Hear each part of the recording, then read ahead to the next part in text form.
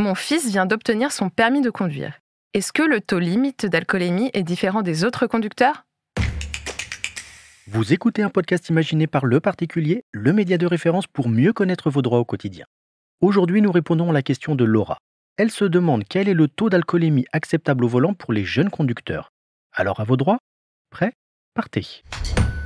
En matière d'alcool au volant, la limite classique prévue par le Code de la route est fixée à 0,5 g d'alcool par litre de sang. Mais pour les jeunes conducteurs, titulaires d'un permis probatoire, cette limite est abaissée à 0,2 g par litre. En réalité, on devrait plutôt parler de 0 g, puisqu'en pratique, un seul verre suffit à dépasser ce seuil. Selon un slogan de la sécurité routière, 0,2 g par litre, c'est 0 verre d'alcool. Rappelons que la durée du permis probatoire est de 3 ans après l'obtention du permis de conduire. La première année, le nouveau conducteur dispose de 6 points au lieu de 12, un chiffre qui augmente de 2 points chaque année jusqu'à atteindre le solde maximal de 12 points au bout de 3 ans. Le permis probatoire concerne les candidats qui obtiennent le précieux sésame pour la première fois, mais aussi ceux qui repassent l'examen après avoir perdu leurs 12 points et ceux qui ont vu leur permis annulé.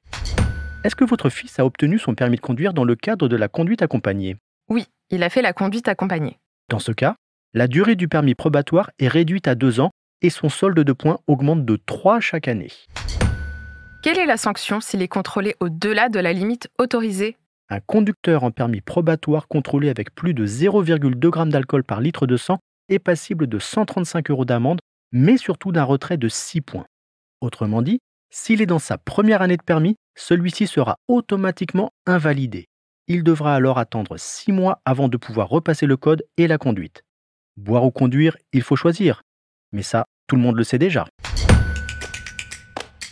Je suis Arnaud Saugera, journaliste au particulier. Merci d'avoir écouté cet épisode. Si ce podcast vous intéresse, vous pouvez également retrouver toute l'actualité patrimoniale sur notre site leparticulier.lefigaro.fr.